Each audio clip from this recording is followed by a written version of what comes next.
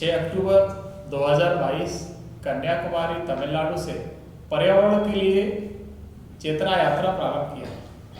College के students, university के students और बड़े क्लासेस के शिक्षार्थियों के साथ पर्यावरण के बदलते स्वरूप को लेकर के निरंतर अवेयरनेस और संवाद करने का काम कर रहा हूँ। अभी तक मुझे 448 दिन हुए और आज मैं कर्नाटका तेलंगाना के निजामाबाद पहुँचा। तो इन 448 दिनों में तमिलनाडु, केरल, कर्नाटका, आंध्र प्रदेश, उड़ीसा, झारखंड, वेस्ट बंगाल, आसाम, मेघालय, त्रिपुरा, मिजोरम, बिहार, उत्तर प्रदेश, दिल्ली, हरियाणा, पंजाब, राजस्थान, गुजरात, महाराष्ट्र, गोवा आदि राज्यों को होते हुए अभी तेलंगाना आया। तेलंगाना से छत्तीसगढ़ होते हुए मध्य प्रदेश के भोपाल में इसका 11 मार्च 2024 को समापन होगा। 3 विशेष बिंदुओं पर मेरी चर्चा होती है। पहला ऑक्सीजन, दूसरा पानी, तीसरा शुद्ध भोजन। ये तीनों ही रत्न हैं, इनको निरंतर हम दूषित होता देख रहे हैं। ऑक्सीजन का भी क्राइसिस हमने कोरोना में देखा था, पानी का भी संकट निरंतर बढ़ता जा रहा है और खाने के अंदर भी तमाम प्रदूषण होता जा रहा है, जो कि खाने के लिए हम सबको शुद्ध भोजन चाहिए, वो हम सबको अभी नहीं मिल रहा है। कृषि के अंदर भी तमाम ऐसे केमिकल फर्टिलाइजर्स आए हैं, तमाम ऐसे पेस्टिसाइड्स आए हैं जिनके कारण शुद्ध अन्न भी हम सबको प्राप्त नहीं हो रहा। तो हम सब मनुष्य को मिलकर के इन तीनों विषयों को लेकर निरंतर प्रयासरत होने की आवश्यकता है। जैसे शिक्षा के क्षेत्र में पूरी दुनिया ने काम किया, हम शिक्षित हुए, शिक्षा का महत्व समझा, वैसे हमने विज्ञान तकनीक का महत्व समझा, उसमें हम विकसित हुए, हमने इंफ्रास्ट्रक्चर डेवलप किया, हमने तमाम ऐसे आविष्कार किए जो मानव हित के लिए थे। उसी तरह हम 3 बिंदुओं को लेकर के बिल्कुल भी चिंतित नहीं हैं।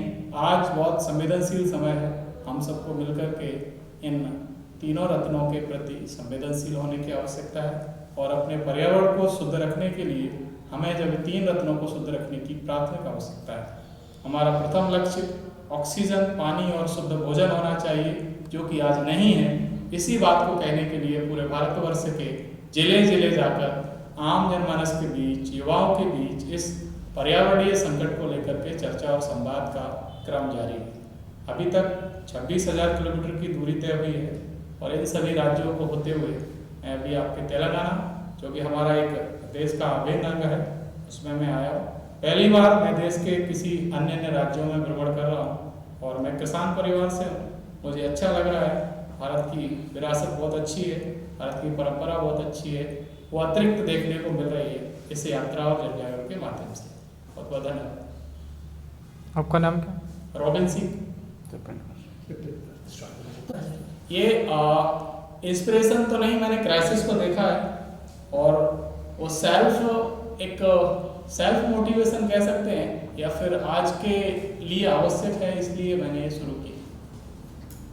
आप इतना सुदीर्घ यात्रा जो किया, 26,000 का किलोमीटर का दूरी सफर तय किया जी, तो बीच में आपको कहीं कोई दिक्कत, कोई परेशानी?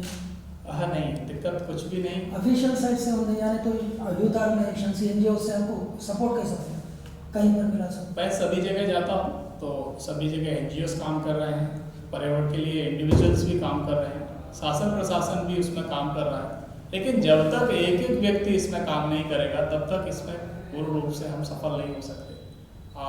पूरे आम जनमानस को, दुनिया के अंदर 700 करोड़ से ज़्यादा लोग रहते हैं, सभी ऑक्सीजन लेते हैं, सभी पानी पीते हैं, सभी भोजन करते हैं, तो उस पर सबका ही एक जिम्मेदारीपूर्ण कार्य होना चाहिए, तभी हम सफल हो सकते हैं। आपने जो 3 रत्न बताए, पानी और ये ऑक्सीजन और ये शुद्ध अन्न, तो इसमें जो क्राइसिस देखे बोले, कोई एक इंसिडेंट को उदाहरण बोल सकते हैं तो आपको जो प्रेरित करा इस यात्रा के लिए? अभी मैं जब दिल्ली जाता हूँ तो मुझे लगता है कि यहाँ पर मैं 2 घंटे से भी ज़्यादा नहीं रह सकता, लंग्स इन्फेक्टेड हो जाएंगे, ऐसा भय रहता है, क्योंकि वहाँ का AQI 500-600 जाता है। अभी मैं यहाँ तेलंगाना में हूँ तो 70-80 के आसपास है, तो कितना बड़ा डिफरेंस देखने को मिल रहा है। तो हम मनुष्य हैं, हमने सब तकनीक के माध्यम से जानकारी अर्जित की है, सब आमने सामने मीडिया के माध्यम से हम सबको मिलती रहती है, तो ये क्राइसिस तो हम सबको समझना चाहिए। तो ये क्राइसिस भी बहुत बड़ा है। दिल्ली आप जाएंगे, दुनिया की सबसे पॉल्यूटेड शहरों में से दिल्ली का नाम है, जो भारत का एक राजधानी केंद्र है, तो कितने बड़े दुख की और संकट की और कितनी बड़ी समस्या की बात है। दूसरा, पानी को हम देख रहे हैं कि 15,000 नदियाँ देश के अंदर थी अभी उसमें से 4000 नदियां पूरी तरह से खत्म हो गई। तीसरा हम देखते हैं डिफोरेस्टेशन कितना बड़ा है, इतना ज़्यादा कंस्ट्रक्शन जिसकी आवश्यकता पूरी दुनिया को ही नहीं है, पूरी दुनिया उसी में अंधाधुंध भी काम कर रही है। हम ऑक्सीजन की चिंता नहीं कर रहे, हम पानी की चिंता नहीं कर रहे, हम शुद्ध भोजन की चिंता नहीं कर रहे, हम अपने लग्जरियस कंफर्ट के लिए CFC रिलीज करने वाली एसी का यूज कर रहे हैं, जो कि एनवायरनमेंट के लिए, हम सबके स्वास्थ्य के लिए, ऑक्सीजन के लिए बहुत ही खतरनाक है। तो ये क्राइसिस हम सब जब रियलाइज करेंगे, उस पर चिंतन करेंगे, तो आपको भी वही समझ में आएगा, सबको समझ में आएगा। आप सारी न्यूज छोड़ करके केवल ऑक्सीजन और वाटर और फूड पर ही काम करना आज से शुरू कर देंगे यदि आप उस क्राइसिस तक पहुंच गए तो। मैं गारंटी से कह रहा हूं इस बात। आप यदि मेरी जगह पर खड़े होकर के सोचेंगे तो आपको भी लगेगा कि ऑक्सीजन कितना जरूरी है। जब हम जन्म लेते हैं तो सबसे पहले ऑक्सीजन ही लेते हैं, और जब हम अंतिम सांस लेते हैं तो ऑक्सीजन के साथ ही हम उसको पूरा करते हैं।